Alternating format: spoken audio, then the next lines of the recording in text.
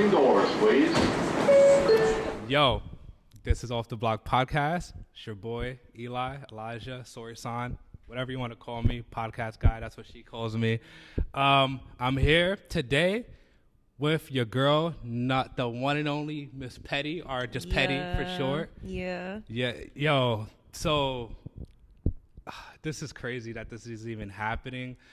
I'm happy to be here. She's probably one of the dopest MCs out of New York right now. Thank you. She's blowing up. Went to a show last night. Yo, you killed it. Thank you. So many questions. First off, Okay. How are you feeling?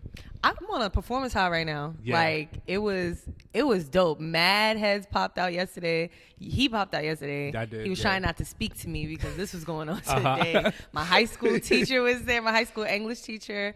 Like all my homies who like first saw me perform, because I've been rapping for mad long, but Yeah. like I just kind of 2018, 2017 is when I started being outside and performing. Yeah. So everybody who was watching me from then, it was like that first song you heard, that was the first song they ever heard me do. So it was different to hear it again. It's like a full circle kind of thing. Yeah, it was. That's crazy.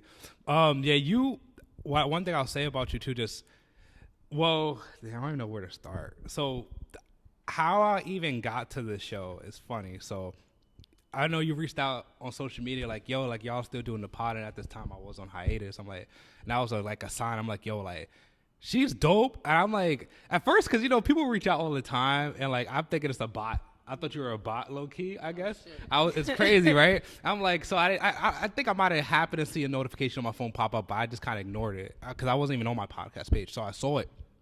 I'm like, yo, like. Oh, like she wants to what she do? Like she wants to be on the pod, and I go on your page. I'm like, yo, she's rapping. Like no, like she's really rapping. Like she's rapping her ass off, like crazy. So I'm like, okay, well, what I'll do is like, this is a sign I need to get back on my shit. I had a conversation with my sister about it, then that happened. I'm like, nah, like I gotta get back on my bully. So I'm like, yo, like when can we like chop it up? And you're like, yo, let me know when you're in the city. About it. Here we are. So funny enough, when I went to contact you the second time.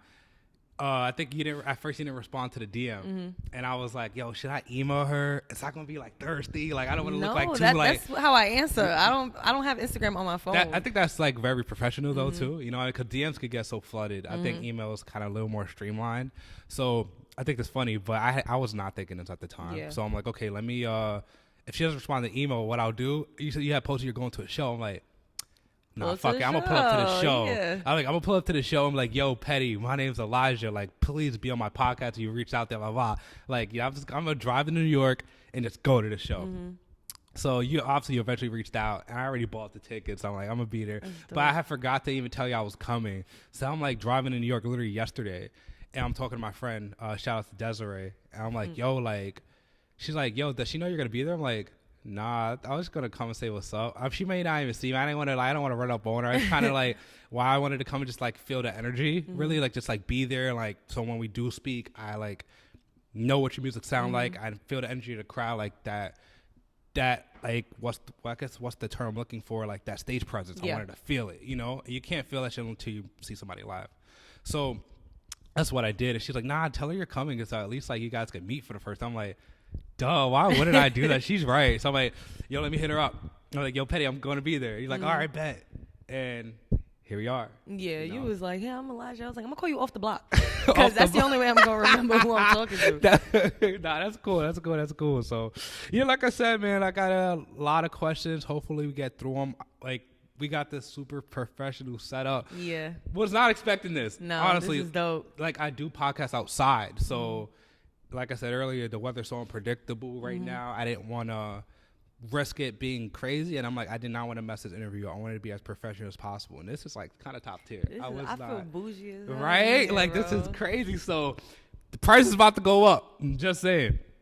But yeah, let's get to it. So can you tell me first, before we get into the music, I have a lot of questions about the music. Okay. I listened to your whole catalog on my way here. Okay. So I listen to every song you drop. Like I know that sounds kind of like weird, but no, you did like, research. I need that. You like, have niggas to. Don't be doing their research. Can I curse? Yeah, fuck okay, it. niggas don't be doing their research. They don't. And I think it's important to know your guests, you know? So I wanted to make sure I learned your whole catalog, really get to know you before getting to know you. Then like now I'm going to really get to know you. So before we get to the music, let's talk about where you're from Okay. and your upbringing, things of that nature. Okay. How you? Oh, Yeah, okay, you go. So my name is Pettyy. Mm-hmm. I'm from Southside Jamaica, Queens. As far as my upbringing goes, I've been doing music forever. My mom, she realized I started singing first. Yeah. Like I was a singer first.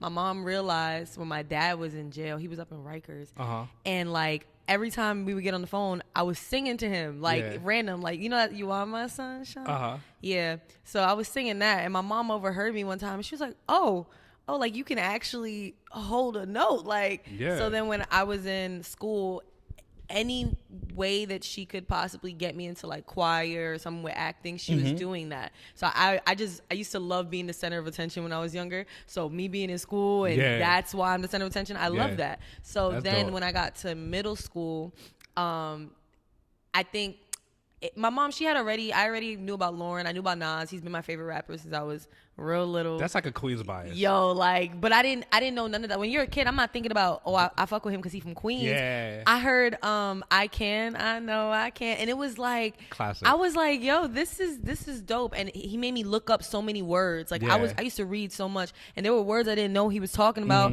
and I'm like, yeah, I need to learn what this word means. And then Lauren, what she kind of did for me, I actually have her on my wrist. Let's go. What she did for me was like, I'm like, well, I can't be a singer and a rapper. And then hearing Lauren, I was like, oh, I can be a singer and a rapper. Yeah. Then it wasn't until I got to middle school that, you know, Nikki was on that time, and like at this point it's like 2010. It's 2010. So I'm like, oh yeah, Nikki, like, is she from right there? Yeah. Okay, she came through crazy. She did. So when I heard Itty Bitty Piggy and all that, I was like, wow, I want to do this, but I was too nervous. Then Drake dropped Take Care 2011, and on November 19th, 2011, I wrote my first verse ever to Shot For Me by Drake. Like, I don't even remember what it was, but like I wrote it and I was so proud of it. And then I was like, I don't want to talk about love. I want to talk about other things. Yeah. So that first song you heard yesterday, I started writing that when I was 12 years old. And it has 3 verses on it because hip hop is 3 verses. That's how I felt. Yeah, of course. Yeah. And not so much nowadays, you know, attention spans is short and shit. It's like 2-minute songs. Yeah, like you got to. Verse, hook, verse, and then that's it. I felt for that. I get it. Like, you know. Yeah. So I wrote my first verse to Shot For Me by Drake. And then it just kept going from there. Yeah. Like any beat I could get my hands on. Then that's when I was like, hold on. I was on YouTube heavy. Like, I want to know everything. I was watching hip hop documentaries. I think what really solidified it for me was learning about Stretch and Bobbito. That's what really did it for me. Like, I was like, oh, I want to be on that. Wait, what's Stretch by what? Stretch Armstrong and Bobbito, they had a show.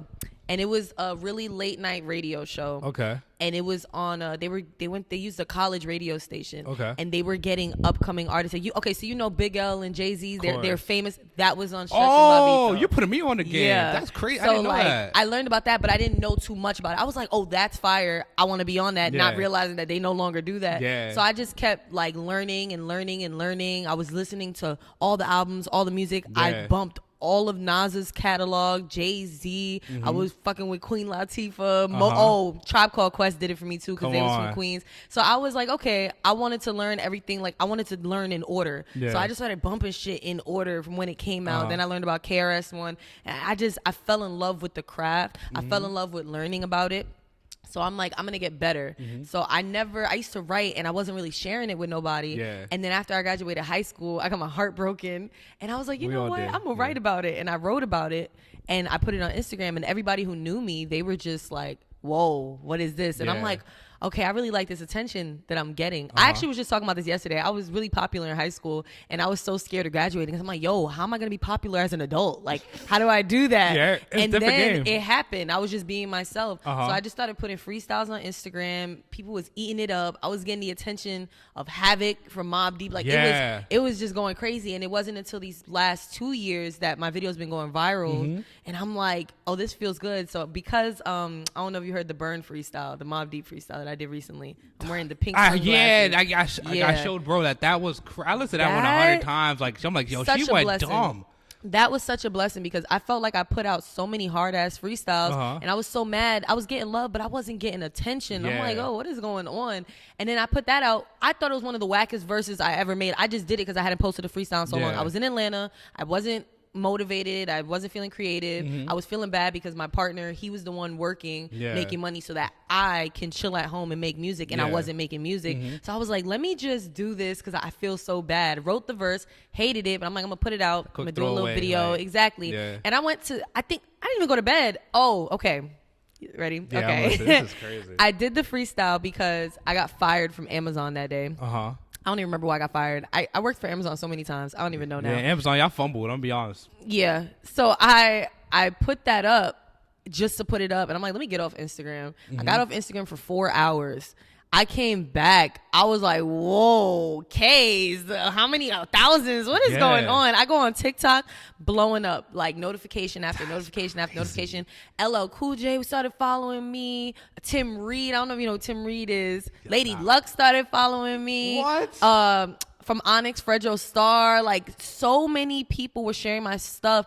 Hip Hop 50, which is like Mass Appeal and Nas's. They was following me. Boom Bap Nation reposted me. I was like, this is dope. All these pages that I watch are like reposting me. And that brought me blessings. I got to perform with Mace, Ashanti, Ja Rule. Yo, like, this is sick. Yeah, and with all that, that really like made me understand like, oh, this is what artists mean when they said like all these blessings are coming in, but they're still broke. Yeah, like they're blessings nonetheless. Like I'm happy to be sharing space with these people. But it's not like it's not a job. Yeah, you're not like you have nothing. I don't want to say nothing to show for it, but it's like you like all these crazy accolades are happening, but like you're like, but I'm still in this position. You know, it's crazy. Like you perform, and he flew me out of Arizona to Cali, and after I leave and I go back to my apartment, I'm sitting there. There's nothing in the fridge, and I'm like, that's crazy. Life as an artist is nuts. Yeah. Like, what was it like? I watched so many biopics, documentaries. One I could think of offhand, like the New Edition one, where they went on tour, all this shit, and they're like, yo, like we're still living in the fucking projects. Like it's crazy how that could just happen. Like we like from the outside, you see someone with all these followers, they could be verified, doing this, that, and the third, but they're still broke. There's a lot of influencers like that, you know. And I'm like, man, like I don't think people see that side of it, which is insane. But my question to that success is, how do you keep yourself hungry and humble after these things happening? Humble, it's easy. I've always been humble. Like, you know, I think when I'm rapping, that's when I get to showcase the arrogance. Petty. Right? I get to just be cocky. I get to show like that classic New York macho shit. You need that though. Like I love that. That's me being myself. And then when I'm talking to people, when I get on stage and I'm done rapping, then it's just like, hey, my name is Petty, you know, and I don't get nervous or nothing. It's just like I know I'm still a student. I don't think that I'm the best. I do think I could eat a lot of these niggas, you feel me? But I don't think that I'm the best because we haven't heard everybody yet. If there's a million people who haven't heard me yet, I know that there's somebody out here who I haven't heard yet. So I'm waiting for somebody to come and put me in my place. I'm not gonna hold you. You're petty, but now I'm thinking you're too fucking humble. You need to talk that shit. People keep saying that. I talk I'm the best. Like I'm the best. But that's what I love about rapping. Some people don't like that. They're like, yo, why come like we're the only genre that gotta compete with each other? You don't see niggas in country rock and roll. We're not. But I'm like, not. Wait. I hate when people say that. To me, it's healthy, at least for the state of hip hop. I think that is. Correct me if I'm wrong. My personal opinion, that beef and competitiveness is very important in hip hop. It sharpens your sword, makes you, you know, want to stay on top. You know, but the thing specifically in New York.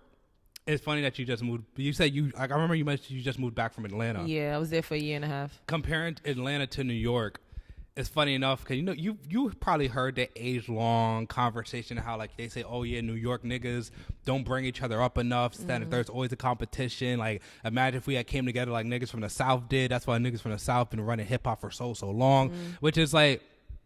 They have been running shit, but that's up for debate right now. I think New York is coming back. Maybe call me biased, but I think so. You know, we've been making noise, but I think it's important. I think it's important for, you know, to compete. That's why I love rap so much. Like to me, I mentioned this early on another episode with this podcast. I want to be like the Stephen A. Smith of this shit. I'm a geek. Like I can't rap. I tried it. It ain't for me. Okay. I'm like, I like to write. I probably could write a rap. Not everybody can admit that. Everybody think they a rapper. Not everybody want to be a rapper, but you got to tell your mans, put it down, bro. Like, you can't rap. But for me, I understand that. But I'm such a student. I wanted to be a part of it in any kind of way.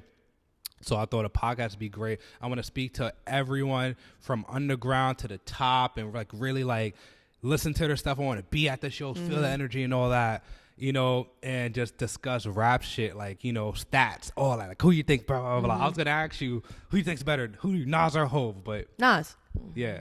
I fucking love Jay-Z. Yeah, I bumped Ether like 12 times before I got here. That's crazy. Like, I forgot how good it was, and I'm just on the highway like, I will. Nah, I'm swerving through traffic. That shit turned me into a beast. Like Nas. I love Jay-Z. I think that he is like I think he showed people outside of hip hop that hip hop is a business. Yeah, like 100%. Like you can be a rapper and turn into a businessman. You know what I'm saying? I agree. Rapping has been a business, but nobody on the outside really knew that. You feel me? Yeah. But Nas, come on, like Nas ate him up. I don't care. I don't care what nobody say. He won. We're all tired of your Do you opinion? think he won? Because I feel like you get nervous. Nah, he won. Okay. He won. Look, I'll be the first to admit. To me, Hov is my GOAT. That's my GOAT.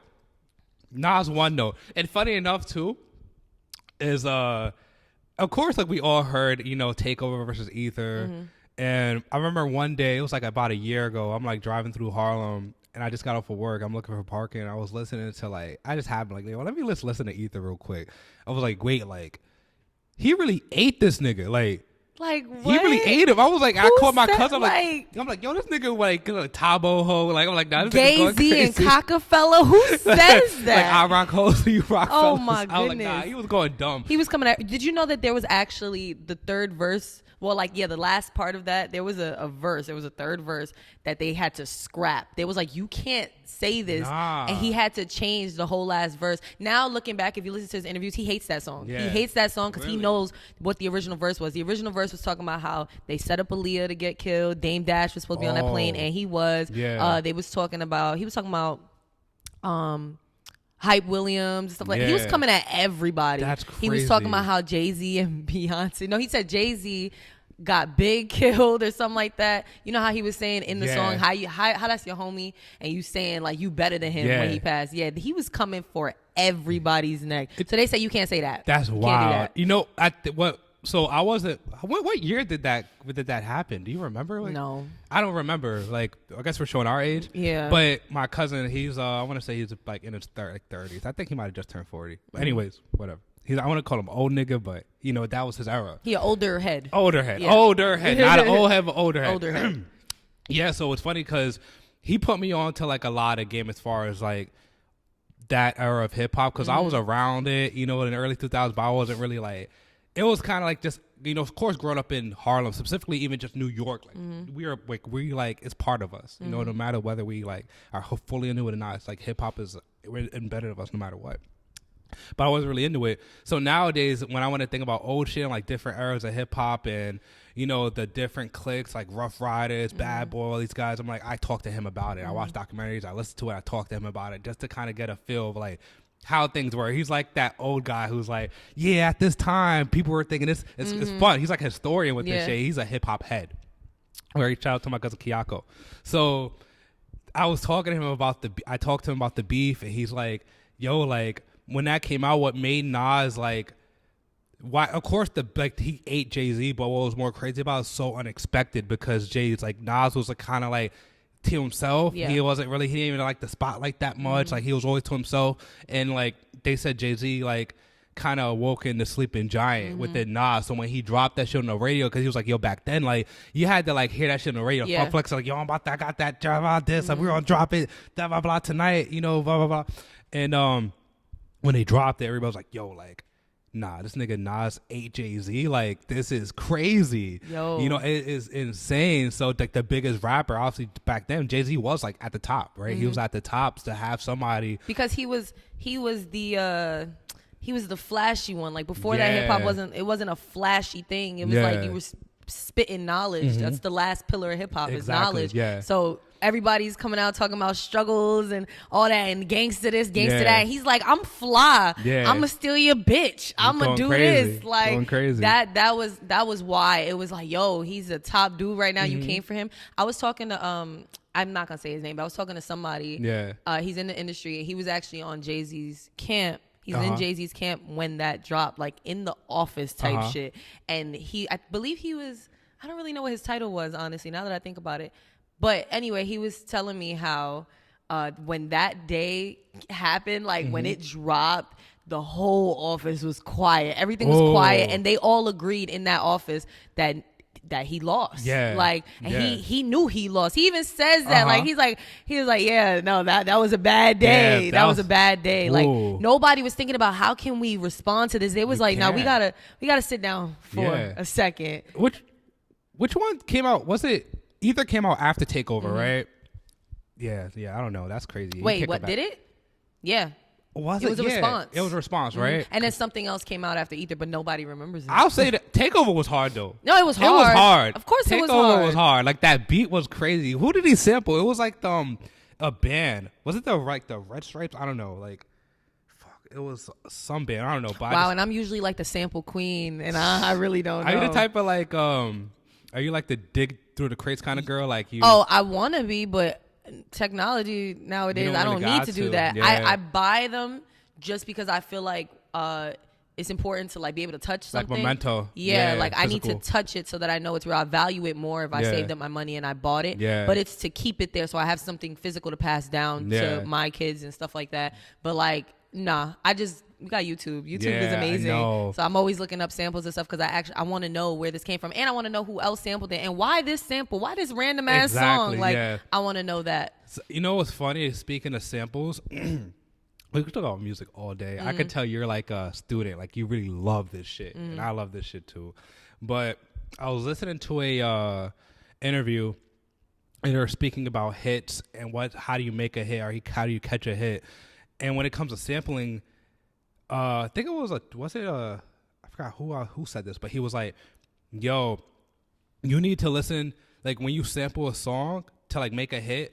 Sample things from the 80s because they said something about the 80s that like has like a nostalgic feel to it that makes people like it. It's something about the 80s era. We don't know what it is about that decade, but the sound of music back then, it's like does something to the ear that makes people like it.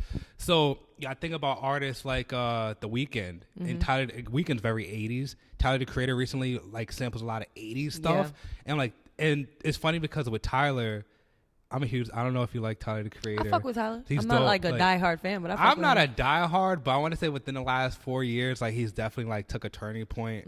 I've always been like in this alternative kind of scene anyway. So Odd Future though, like as a collective, that crazy. Changed something. Yeah, that changed something for us. Like I think like 2015 to early 2017 was a good. That time. era was so much fun. So much fun. You had Odd Future, Pro Era. Everybody wanted to wear Vans. Like black boys wanted to wear Vans again. Like that's fire. It was like such a crazy moment in time because just being in high school and I was really into like skateboarding and playing guitar and all that shit. So when I was like, yo, like you got rappers doing this shit too, like skateboarding and all that shit. They made it mad cool. It wasn't some white boy shit to do. Yeah. What's crazy is that we all knew somebody in our neighborhood that was doing that. It was just like that's that weird nigga on the skateboard. Yeah, like, that was me. I was that weird nigga. Cool. Everybody was in Soho at Supreme. Like everybody wanted to dress like him with the pink shirts with the weird patterns on it. Now everybody watching anime and cartoons. Like niggas been doing this shit. It's just cool now. It's just so dope because I like not only am I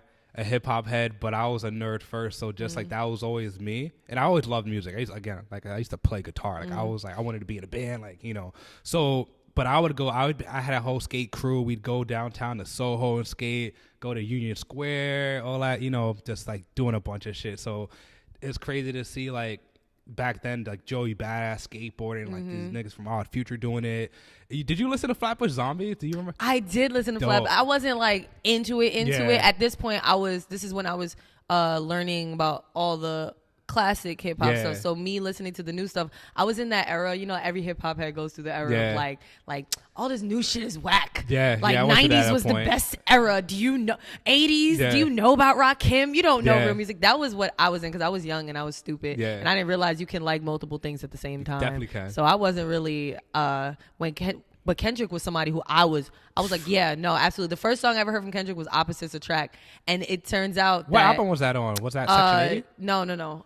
Overly Dedicated. Overly Dedicated. Damn, you was back. That was like, wow, that's crazy. I heard that, but I didn't do any more research on him. And then Swimming Pools dropped. And I was like, who is this? Why and it took me a whole like 5-6 months to realize that is the same person. Yeah. That's K-Dot. That's like, funny. You didn't even like I didn't know put that. two together. No, I didn't know that. I wasn't. That's crazy. I wasn't checking for it. Like it was that came out when like Kurt Cobain's was lit and stuff like that. Like like it was 2012. I remember that. Yeah, like 2013, right? 2012, 2013. 2013. Yeah. That was when all those songs were coming out. Travis Porter was still lit. Like so I wasn't me hearing him. It was just like another lit song on the radio. Pull up, right? So I didn't check for him.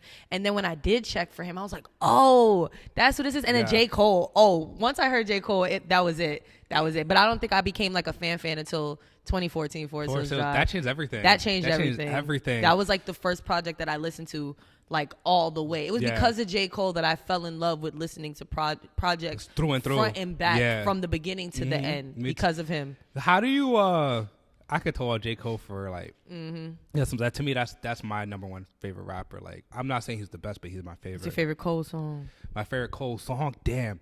I would go as far to say damn. Overall, just for meaning and like I say Love Yours. I just love that song. Just like appreciating what you have. I could like probably like still take notes from that song because you know with social media you get so caught up in other things and where you should be at. You need to appreciate what you have. But I like his old shit, like especially like we go as far as like you know the warm up. You listen to that mixtape, yeah. And what's the other one? Friday Night Lights. Do you remember? I went to go see Cole live for the third time. I've seen him live. Like I'm actually going to go see him live again next weekend at Dreamville Fest. Oh shit! Yeah, like I'm taking off work. Hopefully, maybe I should take the part out if they watch it. Oh, fuck it, who cares? I'm calling off work to go to North Carolina to watch it, to go see him live. And when I saw him in Brooklyn, this was like 2 years ago, he was the off-season tour. He was like, yo, like, I'm about to do this song, and you're going to look to your left, and you see your friend singing it. He was like, if you see your friend rapping it, you're going to just think, this nigga's a way bigger fan than me. And, you know the Back to Topic? Like, Back to the Topic, actually forgot it. I was like, fuck, that freestyle Did you know it? Fuck yeah. Like, it's a video of me, like, rapping, and my friend's like, this nigga's going crazy. I lost my breath. Like, he's doing this song. Like, because you know how it is. I don't know how many concerts you go to or shows. I'm going to assume a lot.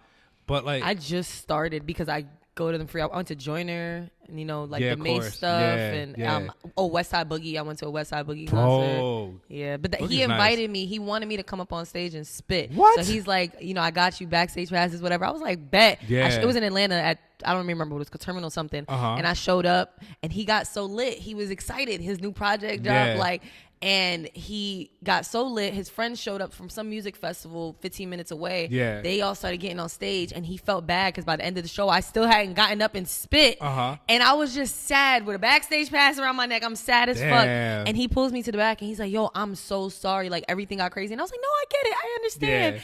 I went inside the car and cried. If West Side Boogie ever see this, I want you to know I went inside the car and I cried. And they was like, just make sure you give the pass back. I did not. It's hanging up on my wall. Hell yeah. And I think it wasn't until recently, that happened last summer. It wasn't until recently that I was able to listen to West Side Boogie again. Like, I took that shit personally. Damn. I couldn't listen to him no more. One of my favorite songs is Silent Ride. Couldn't listen to it. Like, every time he would come on, I would just start cringing at myself. I'm like, damn. But I got to meet Smino when I was there. Let's go. Yeah. I love Smino. And the fact that they all knew who I was, that was enough for me. I walked in, they're like, oh, Petty Wap, you the rapper? I was like, yeah. As long as they knew who I was, whether they fuck with my shit really or because they just heard me before I got there, I was like, this is an accomplishment. Jordan Lucas brought me on stage. I didn't get to rap. I rapped his shit. Yeah. But that was fun. And yeah, I don't think I've been to any other concerts. I'm going to see Kendrick this summer at Governor's Ball. That's dope. Yeah.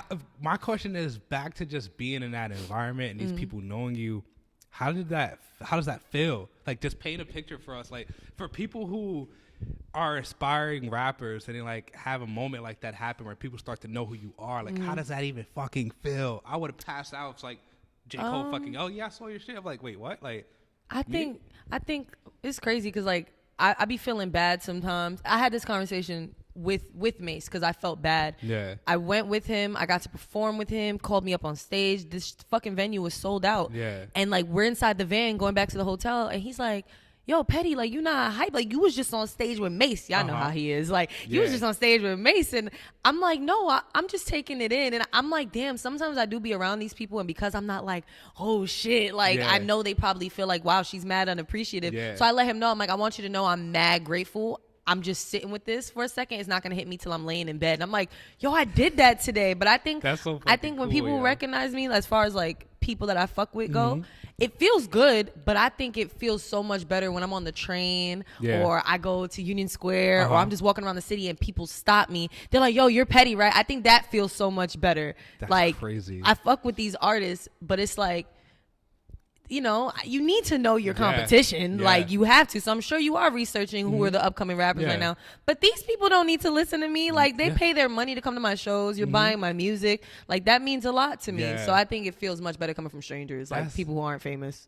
That makes a lot of sense. That's really cool, though, man. Like, I couldn't imagine what that's like, man. Just how it could happen so fast. Like, you said, you just posted something 4 hours later, just having to check it out. Yeah, that was different for me because I started feeling really down on myself because I'm like, I feel like people are just putting out the dumbest shit and then they're just blowing up. And I've been doing this for so long. What is it gonna take for me to get there? I'm not rapping on my pussy. I'm not doing it. I'm sorry, I can't do it. Even if it's just I did one song, but even then you can't tell. Like, it was barred up. It was barred up. You're right. That's what I was saying. I was talking to my man. I'm like, we're listening to it on our way here. I'm like, nah, she's like rapping like, so sometimes, like, of course, like, you could rap about whatever like but sometimes I'm the type of person where I just want to hear you rap, bro. Like, just rap. Like, get like it could be a regular boom bap beat, nothing crazy, no crazy 808s, just fucking rap, acapella. Just I want to hear you rap. And you get so busy. I'm like, bro, like, you had this one shit I just listened to, like, she's rapping for 10 minutes straight. 10 fucking minutes. What was that? It was some radio shit you did. I don't know what it was. Like, it was called something. Oh, I was probably doing Uchi Wally or something. I don't know. It was on Spotify. It was like, Shade 45, Infamous Amadou. Yeah. Yo, I was like, yo, like, shorty is rapping for 10 minutes straight. Like, yo, like, this is crazy. Like, that's what I love to hear. And sometimes I think that a lot of, I don't know how, this is going to be a question, I guess, for later, as far as where you see yourself 5 years from now, 10 years from now. But it seems like a lot of artists lose sight of that. And of course, there's pressures of like the industry and, you know, the labels saying you need to drop this is what people like. You got like 2-minute songs, blah, blah, blah, blah, blah. Like, let's bring up Nicki Minaj too. Like, obviously she's the GOAT, one of the GOATs. Like, come on now. And I know she could rap. Yeah, I'm gonna put some respect on her name. Bro, she's amazing. Like, my sister is like, they forgetting how she got here. Yeah, like, exactly. She could actually rap. Like, I'm like, and like, of course, like right now she's like putting shit out, and I've been liking a lot of her shit she's been putting out. And because sometimes I'm like, I want to hear Nicki just rap, bro. Like, just rap over a boom bap. You think she still got it in her? Hell yeah!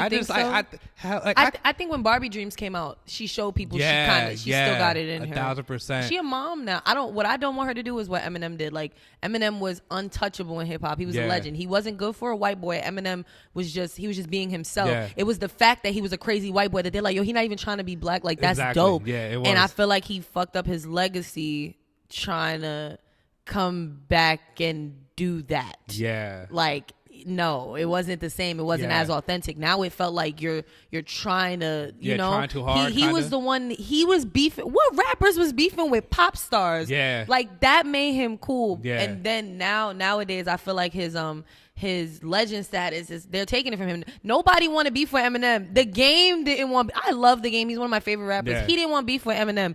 Nobody wanted beef with him. It's like, once you come at him, you know he's coming back at you 10 times harder. 1,000%. But now he's corny. Now he's corny. It felt it felt like he was a pop star eventually. It didn't feel like he was a rapper. Yeah. So I don't want Nicki to do that. I agree. And it was a time. We'll get back to Eminem thing as well. 'Cause I do have like something to say about that as well, which I'm agreeing with you on. With Nicki, I remember when she went through the whole pop phase with like, you know, the like super bass and all that. She had the pink crazy like, hair, and I was like, oh man, like Starships. And yeah, shit. it was cool, but because back then, like, and she had mentioned it too, like why she did, because a lot of people have like, you know, complaints about it and like, you know, opinions, and she said, well, back then like music was in a weird space where I do remember she is right about this back in like 2011 2012 because she dropped Pink Friday like 2010 right.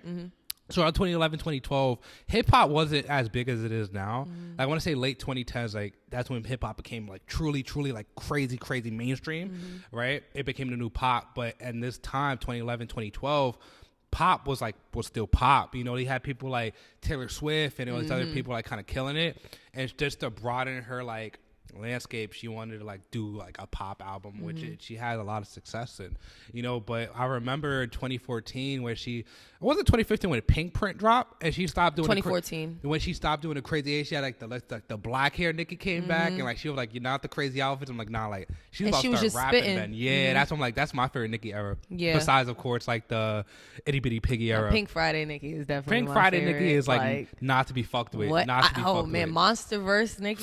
That was, oh my god, that was when like I feel like people respected her. Like they was like, oh shit. She bodied Everybody Jay-Z. was always coming at her for you know, all the Lil Kim stuff and stuff like that.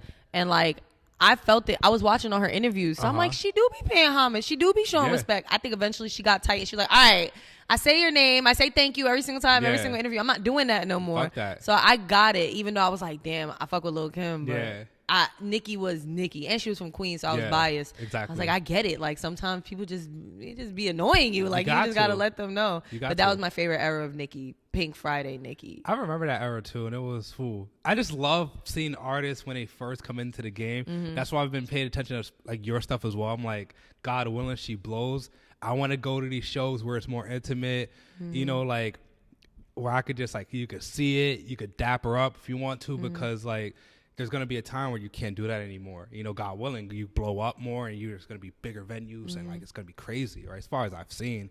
And I don't know, just watching those old interviews, people may watch this to see like the old Petty, like, yo, wow, that's crazy. Like to see her now and like, you know, it's going to be crazy. And it was fun. It was a fun time. Back then it was a super fun time when Drake was starting to blow up. Y'all about to say Nicki and Drake, they was mobbing through this shit. It's a lot of credit we got to give to Lil Wayne. Oh yeah, the fact that like he put that together.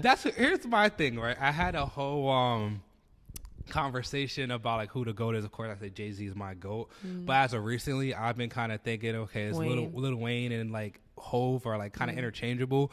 Hove obviously because the influence he had on rap at the time was crazy. He was like to me like I don't like comparing like this is the like whatever of this era like, but sometimes I'll say okay like Drake is the Jay-Z of this era as far as like I think so maybe like not as like Jay-Z definitely had way more influence but Drake knows how to stay relevant. Exactly, like Drake has had his like foot on this game's neck for like over a decade now and he's no sign of letting up. We don't know when he's gonna stop. At first I thought okay maybe in the 2020s he's gonna kind of slow down but he hasn't. No, like, he's always gonna have a hit every year, every summer he's gonna have something that's being bumped. Yeah, exactly.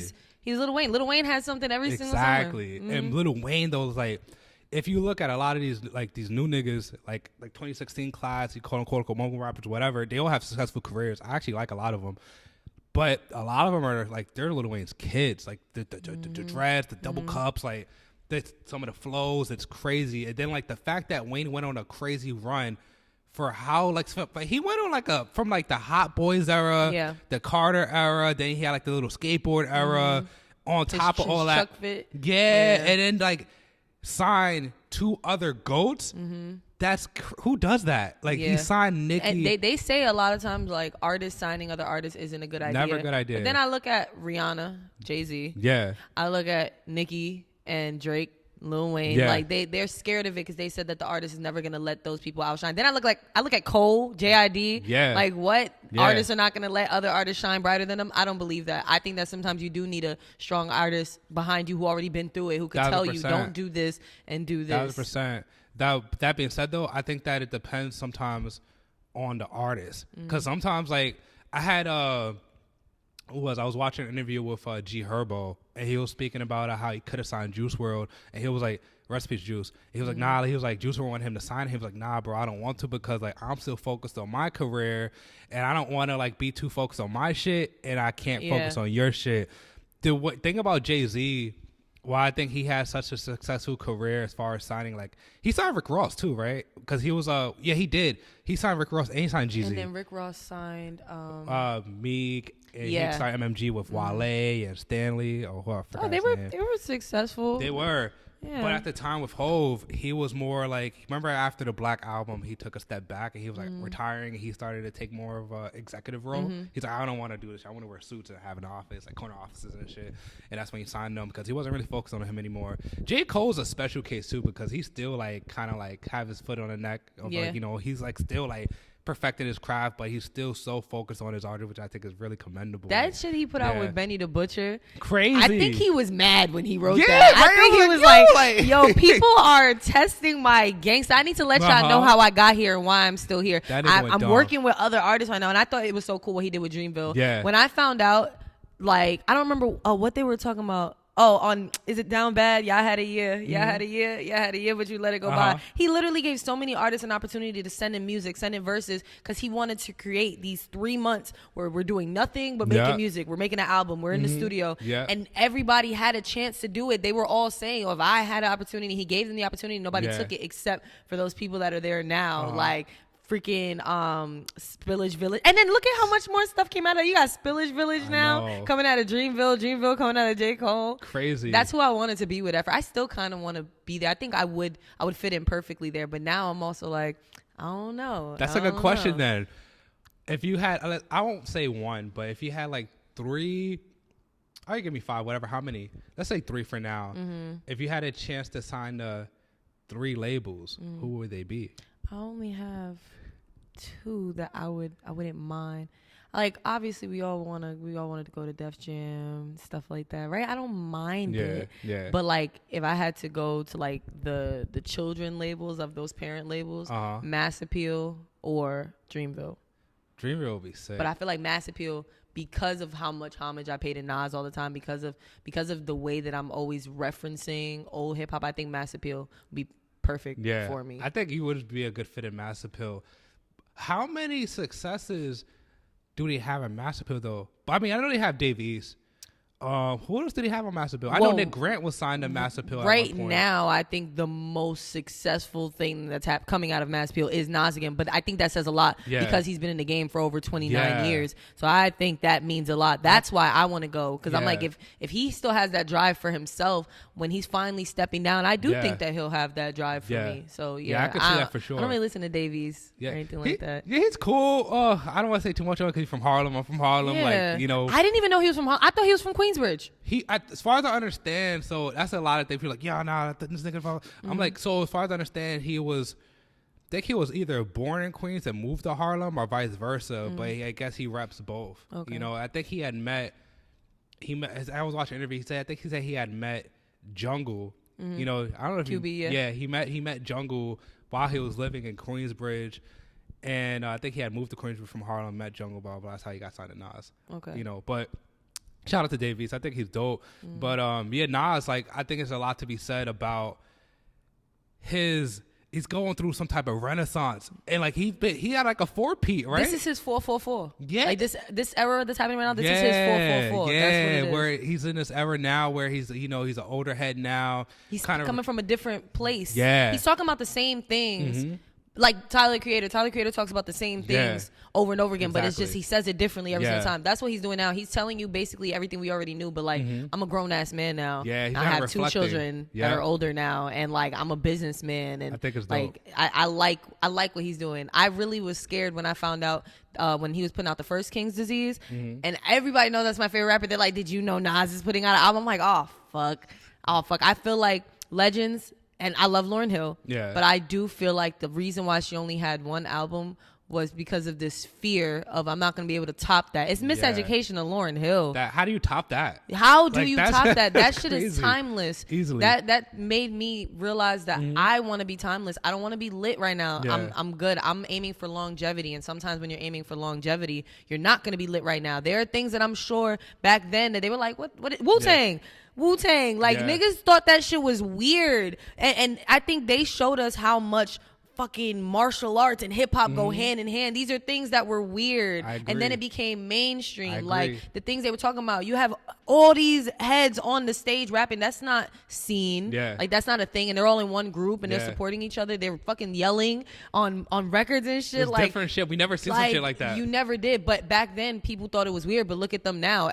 There are people who they're wearing the Wu-Tang logo on a hat or on their shirt. They don't even know what they're wearing. Yeah. That's how timeless Wu-Tang is. So that's what I want to be. I want to be timeless. I don't want something where somebody listens to it and they're like, oh, that came out in 2022. I know that because that sounds like 2022. No, I want them to be listening to it when we're all dying from global warming. Like something you can't, like you said, something timeless, something you can't put a timestamp on. That you listen to a song like damn, like, this shit sounds good even today. Like, Miseducation sounds like it could have came out today. It's so good. And it's a lot, like you were bringing up, like sometimes you don't want to drop and you're afraid of Nas dropping because, like, you know, like this is a legend. Like, is this the album that's gonna fuck up his legacy? Right. You know, like maybe he should like just like take a seat and just like, you know, you're good. Like, why are you dropping? Himself. You know, he proved himself. But I think he did because it was a whole. I'm on YouTube a lot. Like I said, of being a student, you're like digging through shit. Like, I want to learn everything about everybody. And it was a moment in time with Nas where, especially I want to say the Kanye and Nas album, a lot of people did not like it. Apparently, like, I don't know if you know the backstory behind it. As far as I'm understanding, so Kanye's been wanting to do an album with Nas for years, like a long, long time. So eventually it was going to happen. But at the same time, what was going on? Remember when Kanye, it was like 2018, right? When Kanye was dropping like Tiana Taylor, Pusha T. He had so many. Eating. Yeah, like, he was like, let's do a 7-song album for all these guys, including he was dropping. Well, so he had Pusha T, Tiana Taylor, Nas, and then Kanye was doing his own shit. Then he had another joint album with Kid Cudi, the Kid See Ghost joint. Oh yeah. So it was like so many like albums, and I think he had this idea to like focus on all of them, but it was too many things, and he didn't give too much attention to the Nas album. So I actually, like, as far as I understood, I don't know how true it is, that album wasn't even done. Like, it wasn't even properly mixed or whatever. Like, some people said a lot of songs sound offbeat. It wasn't lined up correctly. You could kind of hear it. There was some songs that are like the cops shot the kid. Cop shot the kid. Cop shot the kid. That shit and oh damn. Never be the same as anyone else. I forgot what that song was called. Those two songs were good, but I did notice on Cop Shot the Kid, I'm like, what is going on? This is such a hard beat, and I was so disappointed because I'm like, what the hell is going on here? I didn't like that album. I didn't like that album. After that, I think a lot of people were like, yo, like, it's Nas finished, blah, blah, blah. But yo, when 2020 was a shitty year, but that's when King Disease 1 dropped with Hit Boy. Hit Boy. Yeah, it was like April, May-ish. Yeah. And Hit Boy, he's like an amazing producer. He's definitely one of my favorites. Right? That'd be dope. Bad. He's just so talented. And I love how he's really popping his shit right now. Okay, Hit Boy. He doesn't follow me, but I sometimes look at my story views, and like once a week, he's in my story views. Yeah. That means that Nas knows who I am. Has to be. I'm jacking it. That is the one person where I'm like, once I see him following me, once I see him comment on my stuff, I'm going to know, like, okay, this is all worth it. So the fact that he's in there, there's no way. They spend so much time together. There's no way you have not brought me up like, yo, this girl, she's always talking about you, bro. Yeah. And me and his daughter got the same. Her name is my middle name. I just felt like that's something I needed to say. I felt like he was manifesting me. You know what I'm saying? I hear a lot of Nas influence in your music too, so it seems like you just have so much admiration for Nas. Like, I think it's, God willing, it'll be a big deal once you guys finally like link up or something. Yeah, I'm gonna be really nervous. Not even like starstruck nervous. I'm gonna be nervous. Like, you don't understand how much you saved me. I have a whole song called Nas Did It. Yeah, like you don't know how you saved me. He was like during that time, I was just going through it. Like older men were terrifying to me because of the things I was going through at home. So to hear him and I didn't really have a father figure, a positive father figure at that time.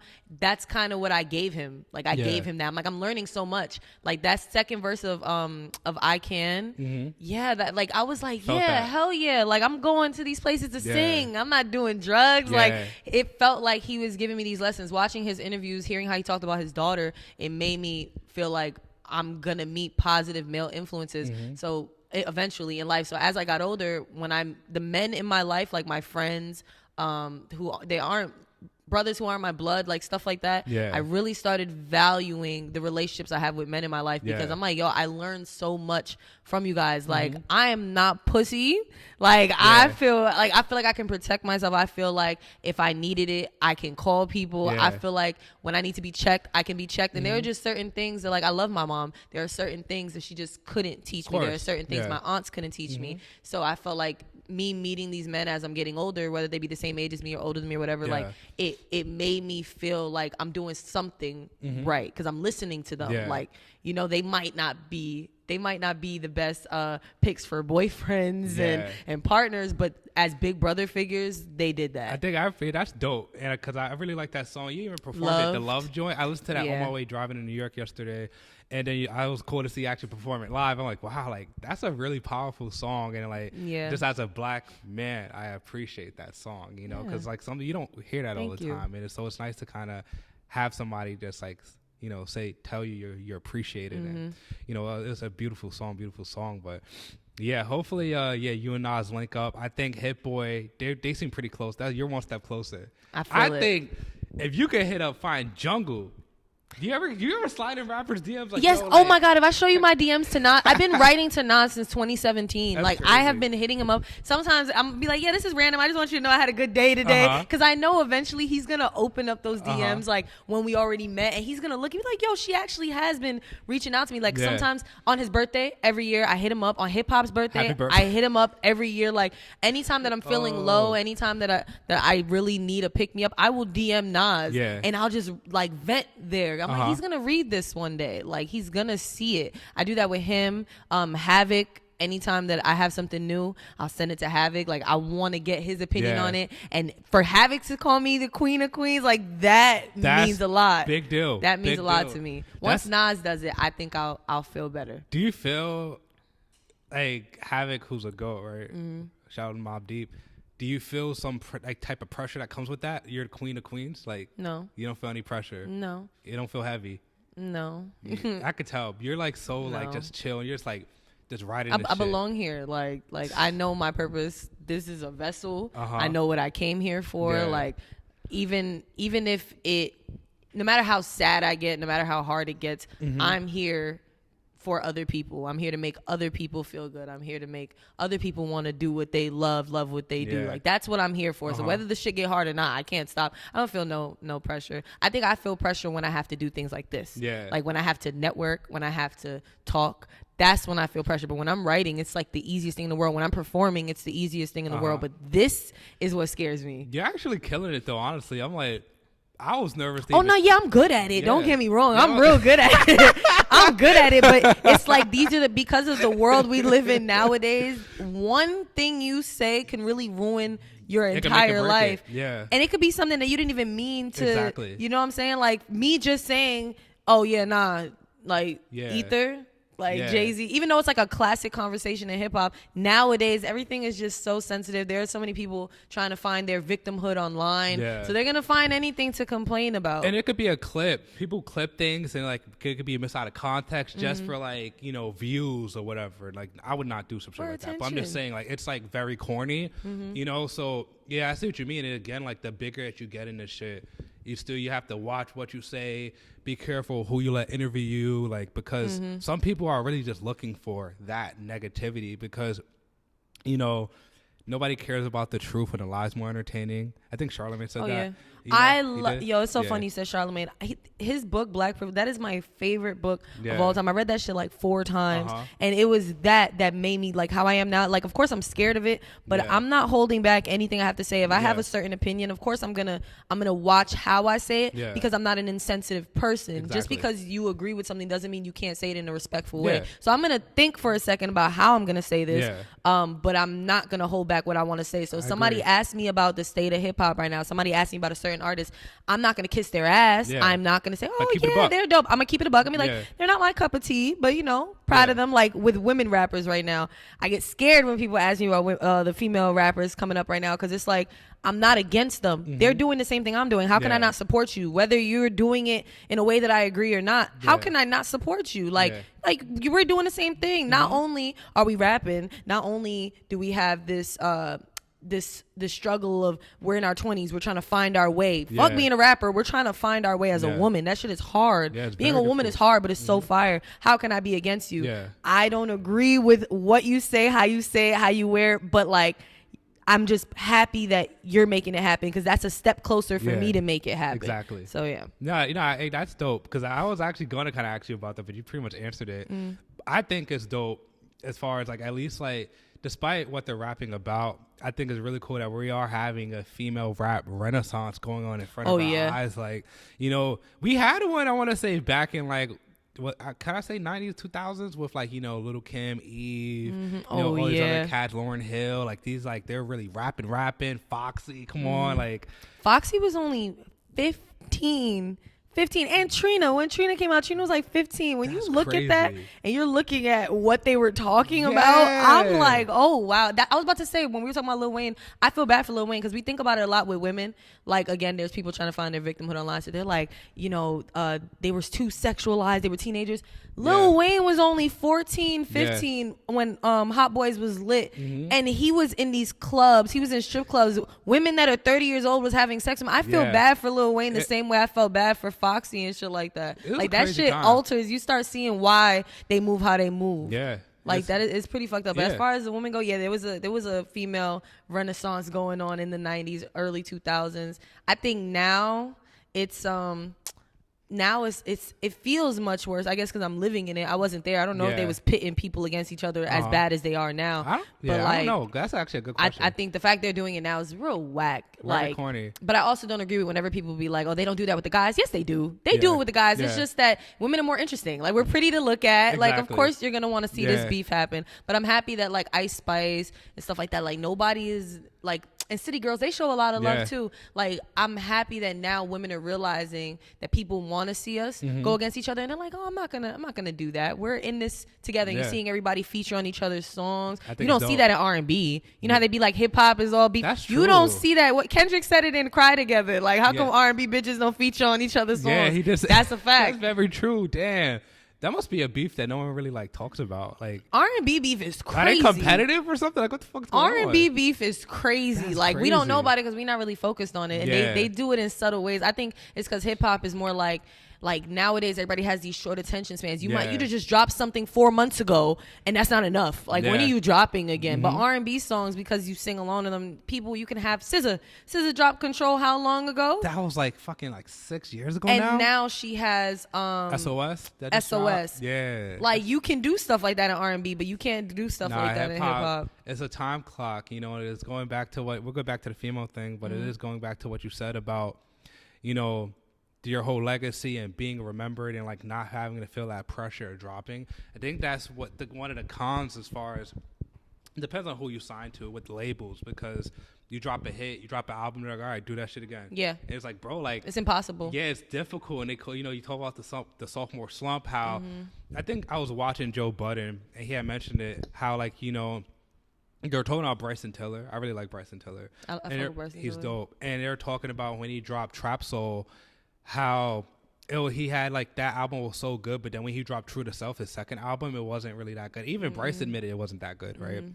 But because what do you say, like Joe was like, because that first album, you have your whole life to make that first album, and it's super authentic. Yeah. You know, the second album was like, yeah, pressure to the label, schedules, and all this stuff. We want to set up a tour. We got merch, got all this stuff lined up. So you got to finish this by whatever. Despite what you're going through, you're still getting used to the success, the money. You might have family acting funny now, friends acting funny now, your girls acting funny now, whatever. Like, you might be doing dumb shit. There's a lot going on. Yeah. So when that second album never sounds the same, you don't have the same like, freedom. Yeah, you know, and then hopefully maybe that third album is where like they finally come back to like where they're supposed to be, or they're just different. They've reflected, and then it sounds like maybe not as good as the first one, but it's in its own lane.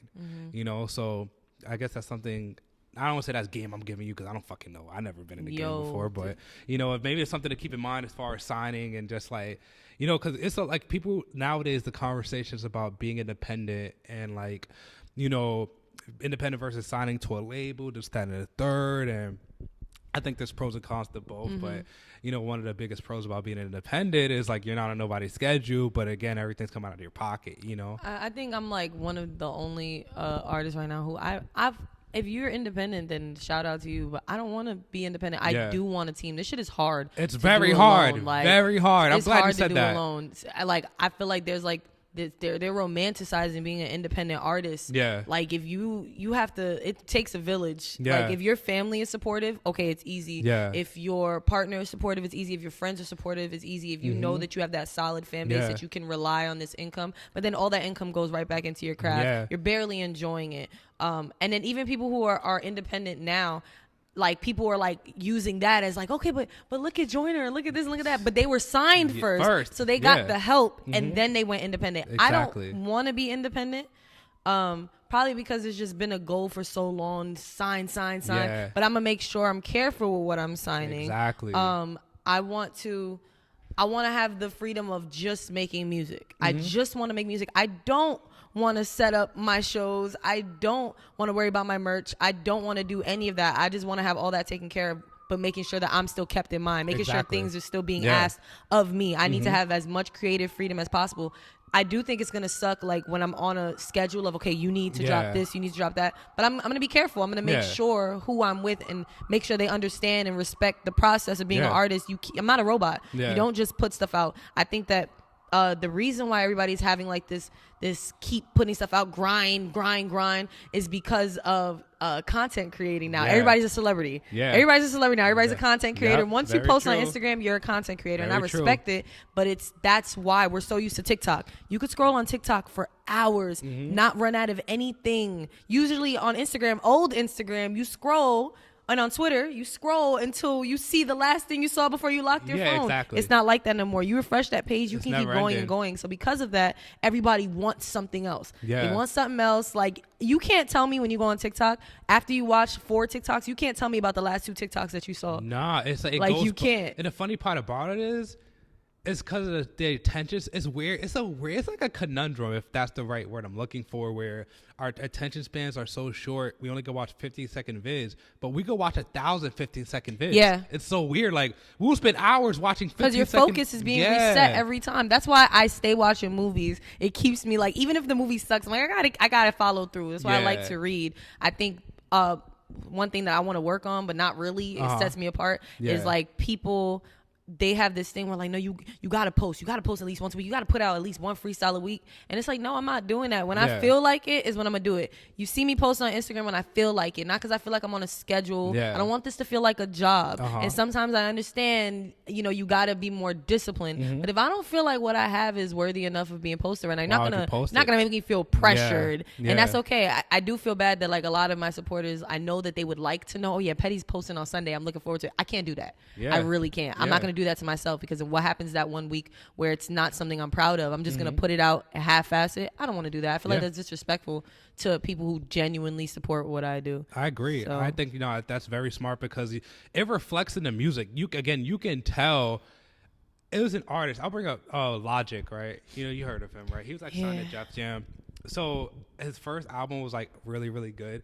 But if I don't know how deep you are in the conversations, like the barbershop rap talk, and like how Logic like fucked up. Like, I don't want to say he fucked up his legacy, because he's still going, but you can tell when he was dropping nonstop. I'm like, because he had mentioned something where like I don't pocket watch, but I just listen to what he says. And he's like, yo, I just signed a $30 million, blah, blah, blah, $1 million deal with Def Jam. I'm like, you think about what comes with that? Okay, that's like a 5-album deal. Mm-hmm. You have to like, you're trying to like, you're putting shit out to probably get out of your deal. So he's constantly putting out albums. I'm like, but it's like. He was pulling a DMX. Yeah. Mm-hmm. And like, but like the difference is it wasn't like. Yeah. All it that. Wasn't given. Mm-hmm. Yeah, it was not giving, you know? And I'm like, bro, like.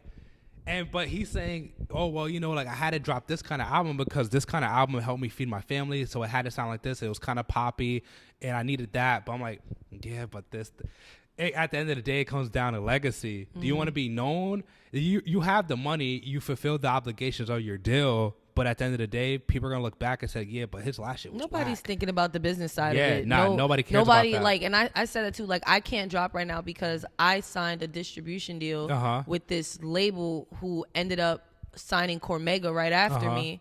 And they just, I'm not going to say I got shelved. It was just that now the attention was on that. It was like, I'm asking about a timeline for my album. Not giving it to me. And now my video goes viral and all of a sudden it's, oh my God, Petty, we got to get on this. We got to put out merch. And I'm like, oh yeah, I'm not fucking with that. So I asked for a release.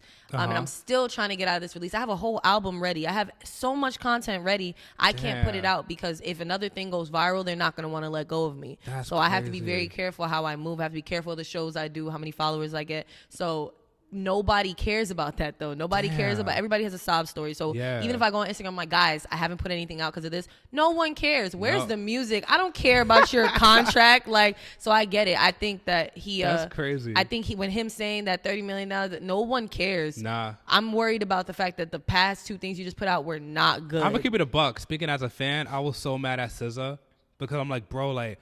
Where the fuck is the music? Like, I remember, so before SOS dropped, was it last year? She dropped, it was like a deluxe to Control. Mm-hmm. I'm like, yo, my nigga. I was pissed. I ain't want this. Yo, I'm like, I do not want, like, where's the new shit? Like, you just dropped the deluxe 5 years later, my nigga. Like, we need some new shit. I don't give a fuck. I'm sure it was like, as far as I understand, like, you know, barbershop talk of like, you know, not that niggas are really talking about industry shit. TDE. But, you know, it was like TDE issues with that, blah, blah, blah, how she's feeling about it. And, you know, TDE is a very weird label where, like, they'll be dropping crazy, then they'll, like, be silent. Yeah. Nobody drops for years. I'm like, that's weird. Like, I understand where they're coming from because as far as I understand, like, they care about more quantity more than quality. So, like, I know Punch and, like... They be trying to build shit up that way when they do drop again. It's nothing but bangers. drop. But it's not always bangers. That's the problem. Exactly. Maybe 2 or 3. They can rely on 2 or 3 of their artists to do that. Yeah. I know SZA was frustrated. But also, this album that came out, I fuck with like 2 songs on there, but it wasn't what I thought it was gonna be. I agree. I was really expecting more. After Control, I'm like, oh, she's an amazing songwriter. So I was expecting more. Kill Bill went crazy. Smoking on My X Fact, that went crazy. The ODB joint was hard. Yeah, that went hard. Dumb, but it was like, man, I thought this was gonna be so much more. Control had everybody in a chokehold from front to back. You remember like, how your life was like when freaking Love Galore came out? Yeah, I remember life was good. When Drew Barrymore, like when I wish I can go back and listen to those songs for the first time. The Superhero. These songs now, I'm not. Yeah, Supermodel, my bad. They don't have replay value for more than a week. I got tired of the album after a week. Yeah. So, you know what's funny? I saw SZA live recently for that SOS tour. It was a great show. Like the recent one? Yeah. The expensive one? Yeah. Oh, nah. Yeah, I'm not going to lie. I've been like, oh, nah. Everybody's, because I've been posting on Instagram like, yo, I'm going to this show. Like, I've been spending a lot of bread on just going to shows. I'm like, I was talking to him about it. I'm like, I just want to go to shows this year. Mm-hmm. But, because the thing is, so I'm a huge SZA fan. Like I said, I was like fiending for new music. And I only went because, for one, my little cousin, she's like 17 and she's never been to a concert. She loves SZA. I'm like, all right, we're going to go to SZA. And I've been wanting to see SZA for a while. I was going to see her in the, do you remember like they had like TDE had the championship tour back in like 2018 where it was like the whole label, like obviously K-Dot, you know, J-Rock, Absol, freaking, who else was there? Obviously SZA was supposed to be there. Schoolboy Q, everybody was there. And I was going to go see him in Philly, but SZA lost her voice. So they're like, I remember this. Yeah, she's missed out on a few dates.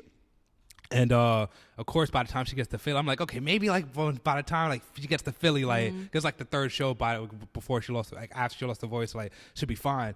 But she wasn't there, and it was crazy because Schoolboy Q had a long ass set.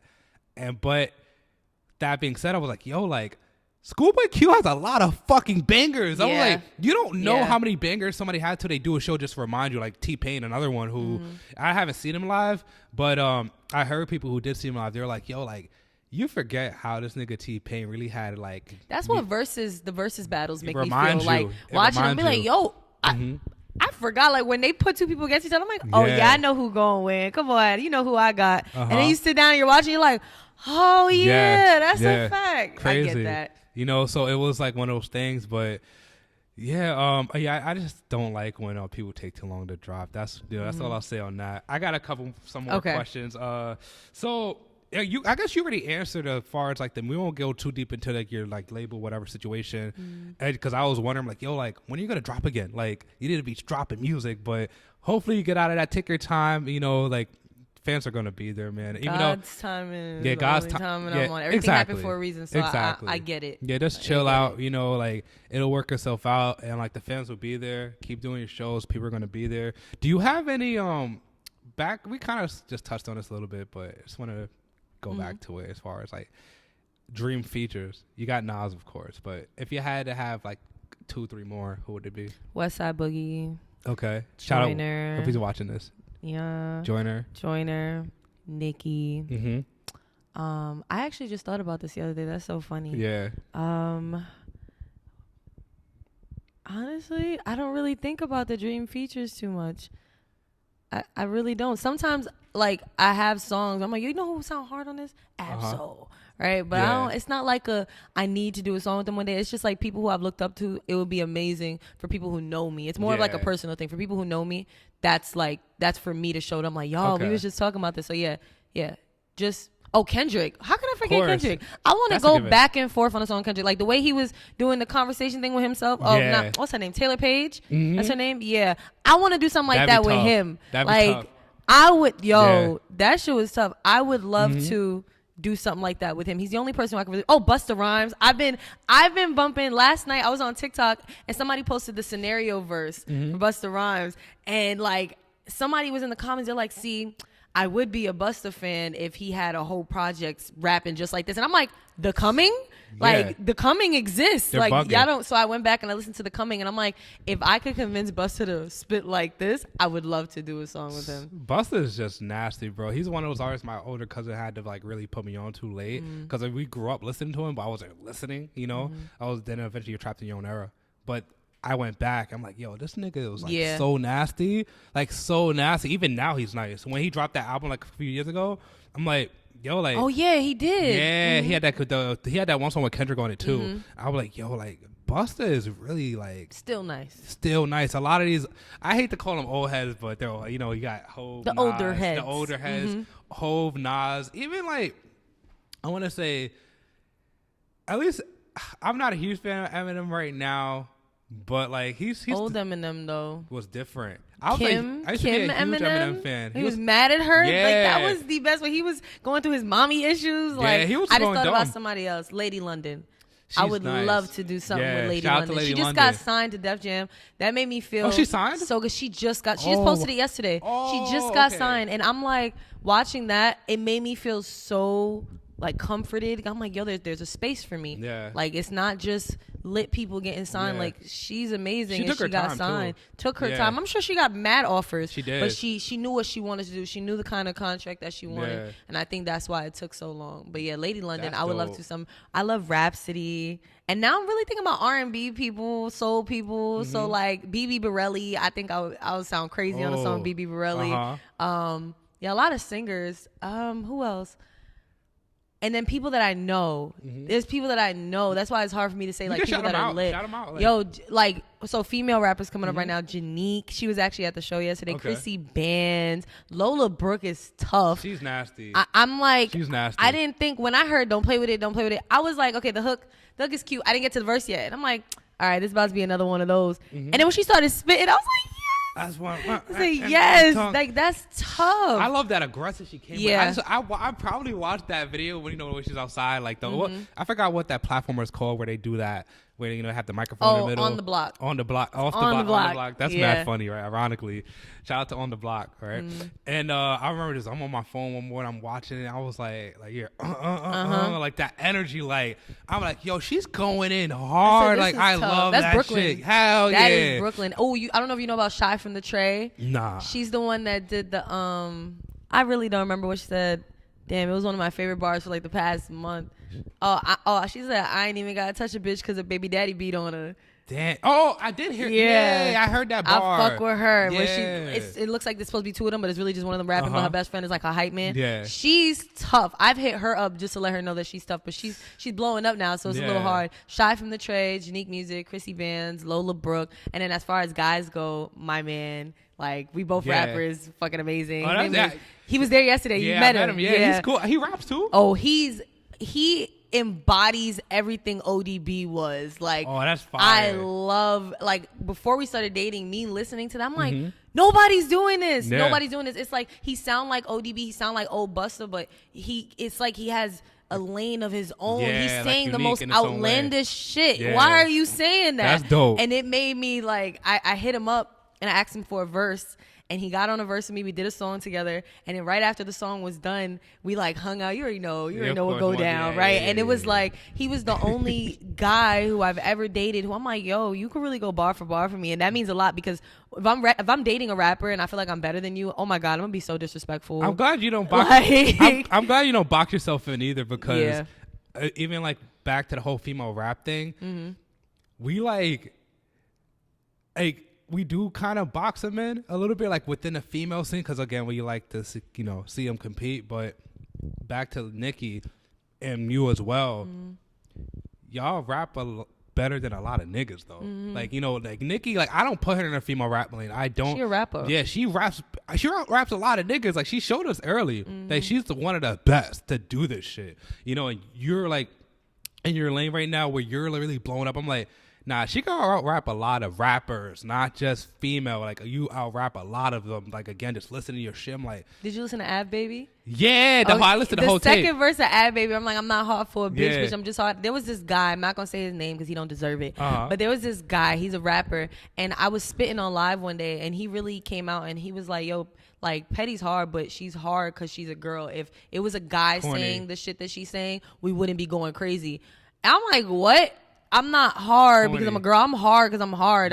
Of course, I'm a female rapper, but I'm a rapper. Yeah. Like, you can put me... A lot of these shows I be doing, a lot of the cyphers I be in, I be the only girl. Yeah. Not because there aren't other hard girls. It's just I'm not rapping like a girl. Yeah. I'm rapping like I does this because I do. I can tell. So, see, and that's where the humble shit go out the window because you're not going to play me. Sometimes you got to really like talk your shit to remind niggas. Like, I get it whenever people be like trying to highlight the fact that I'm a female rapper. Yeah. I 100% I get it, but it's like don't put me there. Don't just put me there because I'm good at what I do. Yeah. I'm good at what I do, and I feel like years from now when I've blown up and I've put out the albums and I've done all the shows and I've made the money and I'm chilling somewhere on fucking Rodeo Drive, not being bothered because that's the goal, or somewhere off in Montauk, Long Island, something like that. People are gonna be able to put me in their top 5, not their top 5 female rappers. They're gonna be able to put me in their top 5 rappers. Period. I agree. That's that on that. Yeah, exactly. You gotta talk that shit honestly, like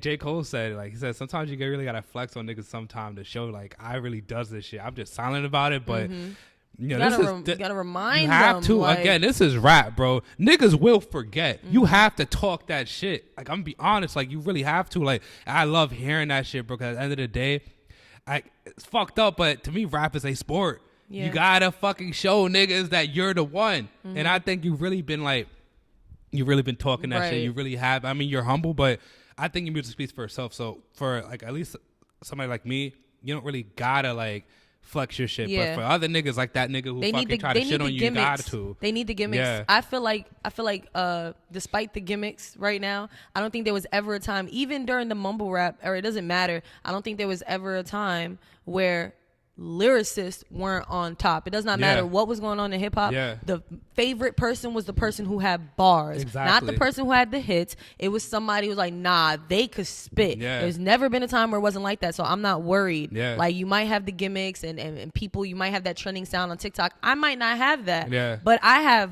bars, and when people are talking about this years from now, you're gonna be talked about as an era. I'm gonna be talked about as, yo, Petty's still doing this shit. That's crazy. So like how we talk about Nas, we're not talking about Nas 90s, early 2000s. We're not talking about Jay-Z, right Nas. We're talking about Nas right now, how dope he is right now. He's going Lil crazy. Wayne, he just put out Can't Nobody, the DMX shit. Like, and he's still tough. He's nasty. still tough. I think Lil Wayne said he be forgetting the bars he be writing. Yeah, he said he has to, like, I saw some show, I watched something. He was like, yo, like, he has to actually, he was like, yo, I think y'all, because I have to look up my own bars. Yeah, when he does if shows. somebody recited his lyrics, he's like, oh, that was hard. Who said that? They said you. Like, that was mad funny. I'm like, I want that to be me. I want to write so much where I'm like, I said that? Yeah. That was hard. Wayne is really a Martian. Like that, yo, again, my GOAT could go back and forth. My best friend, he always says Wayne is his GOAT. And I always say Hov is my GOAT. But nowadays, man, again, I've been doing a lot of reflecting. Yeah, it changes. My top 5 changes every month. It does. fluctuates. Yeah. It depends. But always up there. I don't know if you know who Marlon Craft is. Of course. Yo, he's nasty. Marlon Craft. Yo, I'm so happy you brought him up. Like that nigga. Oh, is he's so a dream nice. feature. How could I forget? That is my top Shout out dream to feature. Marlon Craft. I hit him up to be on the podcast. You too. did? Hell, you want to first If you get him on the podcast, bro, I'm gonna put you on. Marlon Craft. It doesn't matter how much my top 5 fluctuates. It's always Nas and Marlon Craft and Kendrick up there. Marlon the is, other 2 might change. Yeah. But like Marlon Craft, he's in my top 3. He's like, nasty. Oh my goodness. Like, I love him so much. I love Every his time freestyles. that he puts out something new, Yeah. I'm like, I need to go harder. Yeah. I went to a Marlon concert. How could I forget that? Right before I went to Atlanta, I think it was like the day before, I went to a Marlon Craft show. It was his last show that he was gonna be doing for a while. And I'm sitting there and I'm just watching him and I knew all the words and like we just kept making eye contact and I'm like, you don't even know who I am. That's crazy. And remember when he was doing 16 a day during COVID? Yeah. Okay, he made an Instagram for it. And I think he's the reason why I got so good because I'm like, nah, he right. Write a 16 a day. Get all the whack shit out. Even if you never put this 16 out, just get all the nonsense out. Sometimes we be writing, like if we have writer's block, we write ABC rhymes. Like, you know, like I'm tough, you not enough. Blah, blah, blah, like whack shit. Yeah. But then when all the whack shit gets flushed out, then you start, there's fire some lines shit. in there that you're like, I'm going to use that. So I Yeah. respect him and his 16 a day shit. And I hit up that Instagram and they wrote back, but I don't think it was Marlon. Damn. I don't think he know who I am. He will. Marlon's just, you know, it's funny when I started the podcast, like I really like Marlon Craft. So it makes me really happy that you brought him up because again, like most people may not even know him. They don't. It's not mainstream. Anyone I ask don't know who that is. Exactly. I know who he is. 'Cause I learned about him, I want to say right before COVID. Same. And then I've been following him, especially during COVID when he dropped that shit with Coda the Friend, the Mom's Whiskey. That's my. Like, that was during COVID. Actually, he dropped Mom's Whiskey. Then he dropped and then Lonely. Yeah, put out Lonely. And then he had like the Lonely was the inspiration for Love, low key, for Loved. I love that song too. Yeah, it was. I think it was just the way the piano. I don't know. It was something about that song that I was like, oh, I'm lonely. Yeah. Yeah, I fuck with that. And also, I think what people when people don't know who Marlon Craft is, if you tell them, do you know this song? You play Gang Shit. They know Gang Shit. The one about the cops. They know that song. They just don't know he's that's his white. biggest one. Yeah. They don't know that's a white boy from Hell's Kitchen. If you don't know who Marlon Craft is, he's a white boy from Hell's Kitchen. He deserves all his flowers because he's not trying to be something that he's not. He is somebody who truly values hip hop and he knows everything there is to know about hip hop. He's a rapper. He an artist. Sometimes he be singing. Tough.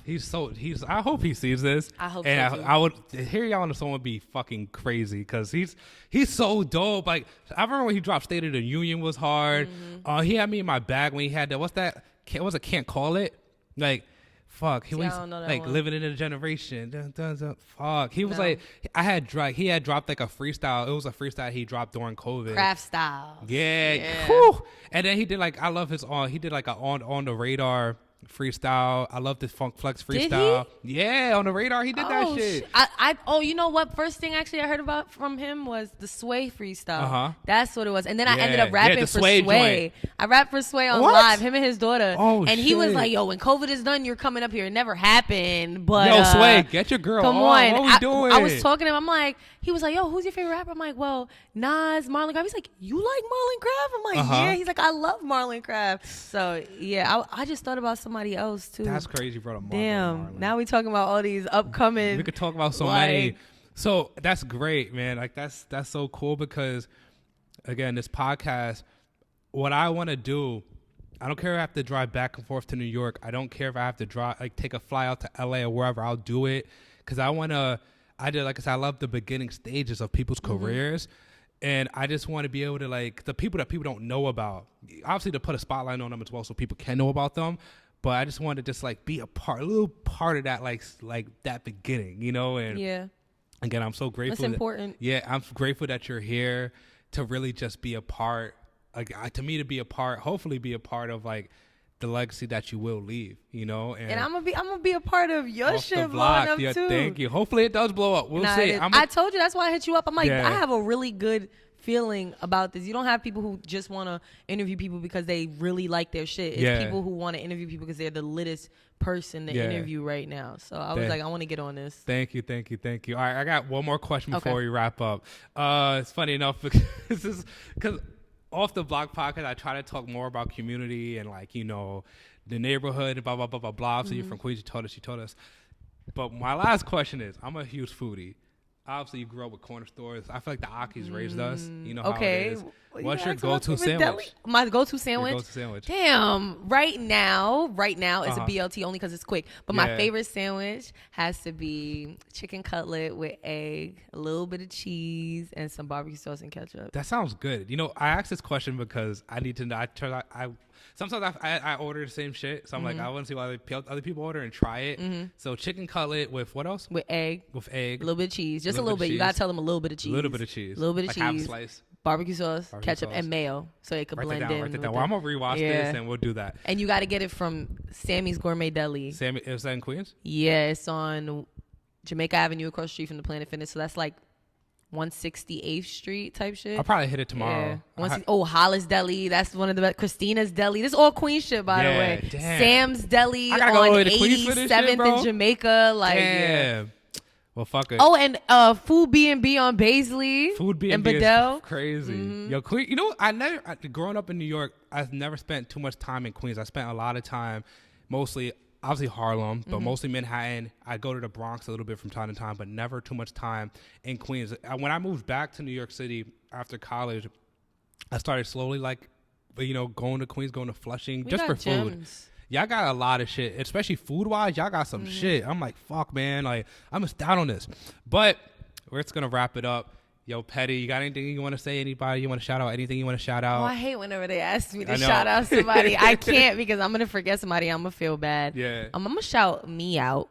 I'm going to shout out my mama. Because that's my mama. There you go. I'm going to shout out. Mom Dukes. I'm going to shout out my man because he's the reason why I get to do shit like this and not worry about bills. Yes. So shout out to him. Yeah, that's who you need to get on here next. Bet. All right, yeah, I'll get him on for sure. I got to listen to this music. You got to put me on again. I just love it. I want to keep going to more shows like the shows we had last night, like those showcases. It's so intimate and just feeling that. You got to come to my solo show. It's for my birthday, July 10th. So I'm trying to do I never had a solo show before. July 10th? My birthday is July 10th. So I'm trying to do it like July 8th. Okay. I'm trying to get a venue. Okay. Book it. I've never had a solo show. I want a live band, all that. All right, I'm gonna have to freaking take off work for that shit then. If you taking off work for this concert, you taking off work for Petty. I'm pulling up. No, I'm pulling up. Trust me. I want to be there. It's easy. Like I could figure it out. So, but yo, Petty, it's been real. Yeah. Thank you so much for being here. Thank you. Off the Block podcast. We outside. Well, inside, but next time we'll be outside. Peace out. Stand clear of the closing doors, please.